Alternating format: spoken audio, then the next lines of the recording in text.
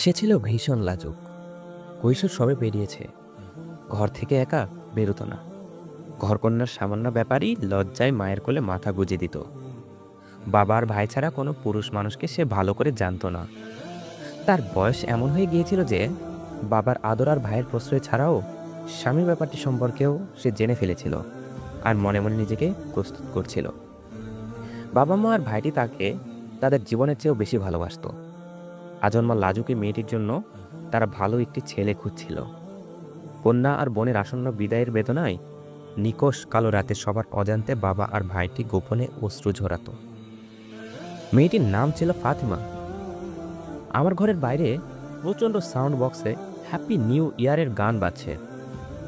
প্রচণ্ড শব্দে কান পাতা দেয়। পাড়ার ছেলেরা চিৎকার করে করে নাচছে। ফাতিমার ঘরের বাইরেও প্রচণ্ড শব্দ হতো এবং প্রায় প্রতিদিনই শব্দগুলো ছিল বোমা আর বুলেটের। তার বাসাটা ছিল বাগদাদে। সে রাতেও ছিল নিকষ কালো রাত। বোনটি স্বামীর ঘরে চলে যাবে এটা ভেবেই ভাইটির চোখ বেয়ে নীরব অশ্রুপাত হচ্ছিল। বাসার বাইরে কি কোনো শব্দ হলো? গাড়ি থামার শব্দ? গুলি আর বোমার ভেতরেই তাদের বসবাস, কিন্তু এটা তো অন্য শব্দ। এবার বাসার বাইরে থেকেই গুলির শব্দ পাওয়া গেল। ফাতেমার ছোট্ট এ পরিবারের সবাই জেগে উঠল। চোখের পলকে দরজা ভেঙে গেল আর হুড়মুড় করে ঘরে ঢুকে পড়ল একদল আমেরিকান সেনা। ফাতিমার পরিবারের অন্যদের কী অবস্থা হয়েছিল তা জানা যায়নি, তবে তার বাবা মা ভাইটি এমন ছিল না যে তারা বেঁচে থাকতে ফাতিমাকে উঠিয়ে নিয়ে যেতে দেবে। যে ফাতিমা বাবা মা ভাইকে ছাড়া একা কোথাও সফর করেনি, সেই ফাতিমাকে নিয়েই আমেরিকান হামরে জিপটি রাতের বোমার আওয়াজ ছাপিয়ে এগিয়ে চলল আবু গারিব কারাগারের দিকে। আহ ফাতিমা, সে কি আমার আপনার বোনটি নয়? কি হলো তার সাথে? একদিন, দুদিন, 3 দিন সময় চলে যায়, কিন্তু তার কোনো খবর আসে না। তবে কি তার ভাগ্যেও তাই হলো যা আরও অসংখ্য বোনের হয়েছিল, যারা চিরতরেই হারিয়ে গিয়েছিল সবার কাছ থেকে? কয়েকদিন পর একটি গোপন চিঠি এলো আবু গারিব থেকে। এ তো ফাতিমার চিঠি। কি লিখেছে সে? আসুন দেখি। বিতাড়িত শয়তান থেকে আল্লাহর কাছে আশ্রয় চাইছি। পরম করুণাময় ও অসীম দয়ালু আল্লাহর নামে শুরু করছি। কুল হু আল্লাহু আহাদ আল্লাহুস সামাদ লাম ইয়ালিদ ওয়ালাম ইউলাদ ওয়ালাম ইয়াকুল্লাহু কুফুয়ান আহাদ। আমি শুরুতে এই সূরার উদ্ধৃতি দিলাম, কেননা আমি মনে করি মহান আল্লাহর পরিচয় তুলে ধরার জন্য এই সূরাটি সবচেয়ে ভালো। আর মুমিনদের অন্তরে এই সূরাটি দৃঢ়ভাবে গেঁথে আছে। আল্লাহর পথে লড়াইরত আমার ইরাকি মুজাহিদ ভাইরা, আপনাদের কাছে আমার কী বা বলার আছে?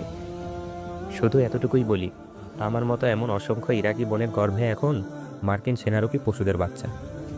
এরা আমাদের অসংখ্যবার ধর্ষণ করেছে। তারা আমাদের শরীরকে নষ্ট করে দিয়েছে, আমাদের মুখে থুতু ফেলেছে। আর যে কোরআনকে আমরা গলায় ঝুলিয়ে রাখি, সে কোরআনকে তারা ছিঁড়ে ফেলেছে। আল্লাহু আকবার, আল্লাহু আকবার। আপনারা কি আমাদের অবস্থা উপলব্ধি করতে পারছেন না? আপনারা কি এখনকার অবস্থা সম্পর্কে জানেন না? আমরা আপনাদের মুসলিম বোন, আমরা আপনাদের মুসলিম বোন। আল্লাহ কাল এ ব্যাপারে আপনাদের কাছ থেকে হিসাব নেবেন। আল্লাহর শপথ, আমরা এমন কোনো রাত কাটাইনি যে রাতে পশুরূপী মার্কিন সেনারা আমাদের ধর্ষণ করার জন্য আমাদের উপর ঝাঁপিয়ে পড়েনি।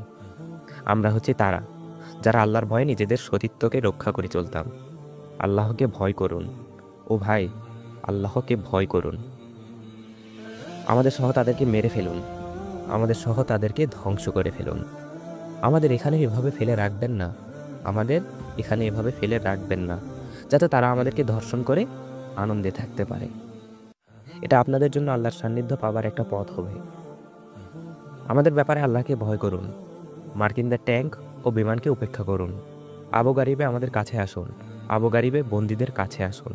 আমি আপনাদের মুসলিম বোন ফাতিমা, আমি আপনাদের মুসলিম বোন ফাতিমা। একদিন তারা আমাকে 9 বারের বেশি ধর্ষণ করেছে, 9 বারের বেশি। আপনারা কি উপলব্ধি করতে পারেন না? ও ভাই, আপনারা কি উপলব্ধি করতে পারেন না? কল্পনা করুন, আপনার আপন বোনটিকে যদি তা করা হতো। আপনারা কেন আমাকে বোন হিসেবে নিচ্ছেন না? আমি আপনাদের বোন, আপনারা কেন আমাকে বোন হিসেবে নিচ্ছেন না? আমার মতো এখানে আরও 13 জন মেয়ে আছে, সবাই অবিবাহিতা। সবাইকে প্রত্যেকের সামনে ধর্ষণ করা হয়েছে। তারা আমাদেরকে নামাজ পড়তে দেয় না, তারা আমাদের কাপড় কেড়ে নিয়েছে এবং আমাদের পোশাক পরতে দেয় না।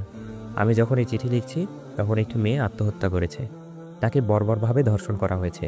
একজন সৈন্য তাকে ধর্ষণ করার পর তার বুক ও উরুতে আঘাত করে। সেই সৈন্যটি তাকে অবিশ্বাস্যভাবে নির্যাতন করে। মেয়েটি এরপর দেয়ালের সাথে মাথা ঠুকতে শুরু করে। দেয়ালের সাথে মাথা ঠুকতে থাকে তার মৃত্যুর আগ পর্যন্ত। মৃত্যুর আগ পর্যন্ত সে আর সহ্য করতে পারছিল না। যদিও আত্মহত্যা করা ইসলামে হারাম, আমি তাকে ক্ষমা করে দিয়েছি।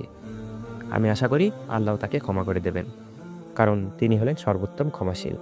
মুসলিম ভাইরা, আমি আপনাদের আবার বলি, আল্লাহকে ভয় করুন।